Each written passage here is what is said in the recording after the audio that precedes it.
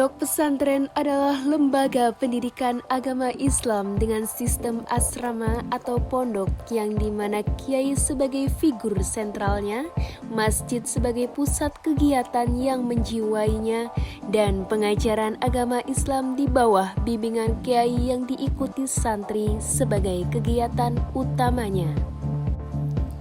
Disinilah para santri belajar tentang hakikat hidup dan kematian, tentang makna kebersamaan dan persaudaraan, nilai-nilai luhur yang menjadi dasar kehidupan bermasyarakat dalam suasana yang penuh kasih sayang dan kebersamaan.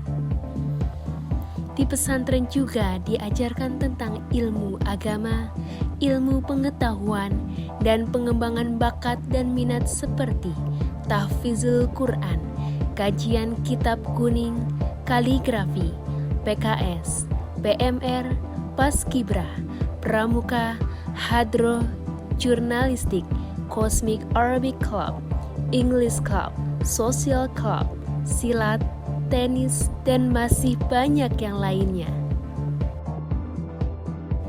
Salah satu pondok yang bergerak untuk kemajuan umat adalah Pondok Pesantren Cipasung. Pondok Pesantren Cipasung terletak di Jalan Kiai Haji Ruhiat, Desa Cipakat, Kecamatan Singaparna, Kabupaten Tasikmalaya, Jawa Barat. Pesantren ini memiliki jarak tempuh kurang lebih 280 km dari Jakarta dan ditempuh sekitar 6 jam. Berdiri kokohnya pesantren Cipasung tidak terlepas daripada sejarah awal mulanya.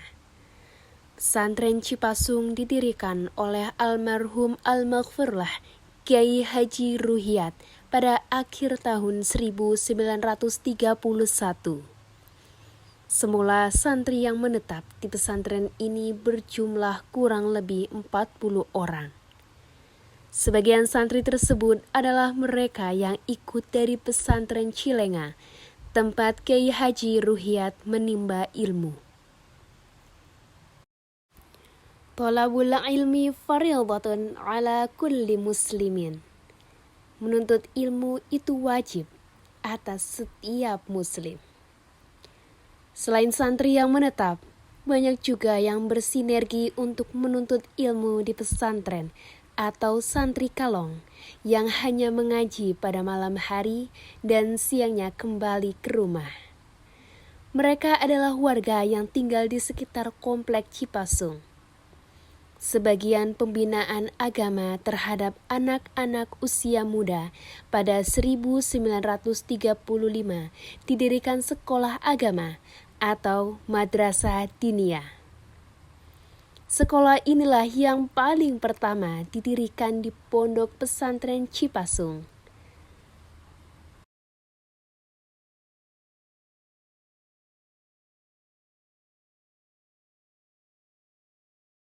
Si Abah terhadap melawan kolonial Belanda itu karena kan menurut sejarah kolonial Belanda datang ke Indonesia selain daripada merampas rempah-rempah Indonesia itu adalah mengkristinisasikan Indonesia. Makanya di situ Abah melakukan perlawanannya dengan mensiarkan agama Islam untuk membentengi supaya budaya-budaya kolonial apalagi agamanya tidak masuk atau tidak menguasai khususnya di Pondok Pesantren Cipasung. Menurut sejarah seperti itulah. Makanya kenapa Abah dengan begitu gigih tetap mendirikan pesantren. Dengan begitu gigih Abah meskipun dengan keadaan Abah pernah dijebloskan ke bui, dijebloskan ke penjara, Abah tidak menyerah. Karena ingin melawan kolonial Belanda dengan berdirinya pesantren supaya syiar agama tetap lancar. Itu salah satu bentuk perlawanan Abah terhadap kolonial Belanda terhadap Jepang. Setelah proklamasi kemerdekaan Indonesia pada 17 Agustus 1945, Kiai Ruhiat semakin mengembangkan pendidikan di lingkungan pesantren Cipasung. Hal ini dibuktikan dengan didirikannya sekolah formal di pesantren Cipasung, lembaga pendidikan yang didirikan di pesantren Cipasung pasca kemerdekaan adalah Sekolah Pendidikan Islam. Di sekolah ini, selain pendidikan agama, juga diberikan pula berbagai pengetahuan umum. Lalu pada tahun 1953, sekolah ini berubah nama menjadi Sekolah Menengah Pertama Islam. Di tahun yang sama, didirikan pula Sekolah Rendah Islam (SRI) yang kini disebut Madrasah Ibtidaiyah.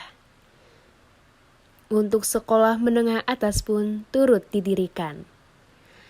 Tak berhenti di situ juga, Pondok Pesantren Cipasung mendirikan dan membuka perguruan tinggi dengan Fakultas Tarbiyah pada 25 September 1965. Perguruan tinggi ini merupakan perguruan tinggi Islam pertama yang dibuka di Jawa Barat, bahkan sebelum Universitas Islam Negeri Sunan Gunung Jati Bandung. Kemudian Yayasan Pondok Pesantren Cipasung akhirnya dibentuk pada tahun 1967 dengan tujuan untuk mengikat sekaligus mewadahi semua kegiatan pesantren. Kiai Ruhiyat, pendiri Pondok Pesantren itu kemudian wafat pada 28 November 1977. Tampuk kepemimpinan pesantren diteruskan oleh salah seorang putranya, yakni Kiai Haji Muhammad. Sebagai perkembangan pesantren pun dilanjutkan.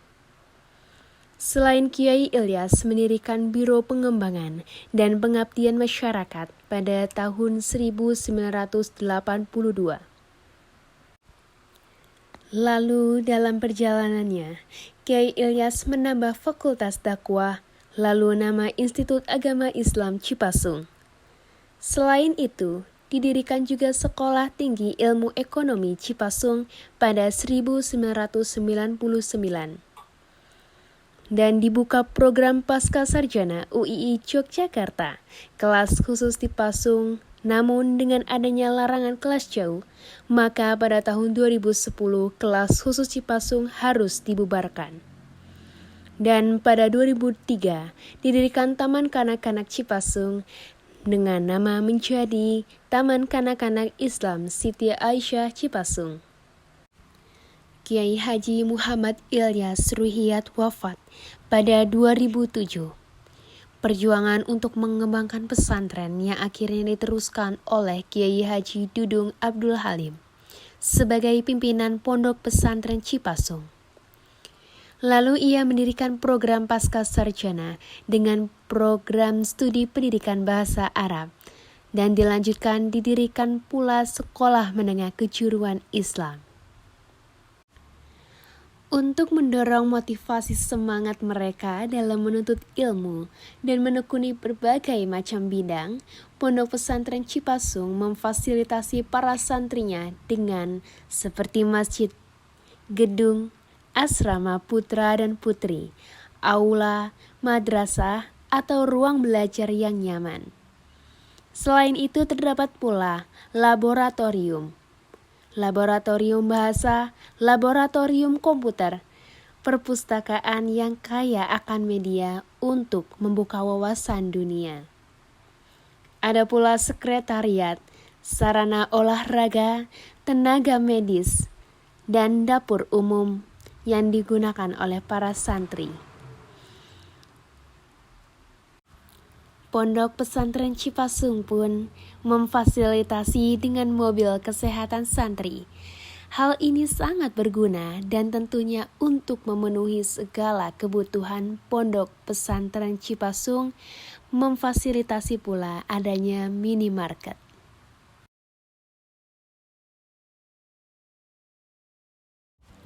Ya, disinilah tercipta manusia sejati, manusia yang memiliki nilai-nilai agama dan moral yang kuat, manusia yang mampu memimpin dan memperbaiki dunia. Pesantren dengan segala kebijaksanaannya adalah tempat yang menghasilkan manusia masa depan yang berbudi luhur, manusia masa depan yang terlatih secara fisik dan batinnya, yang memiliki karakter moral dan etika yang baik, serta yang mampu memimpin dunia dengan bijak dan bertanggung jawab.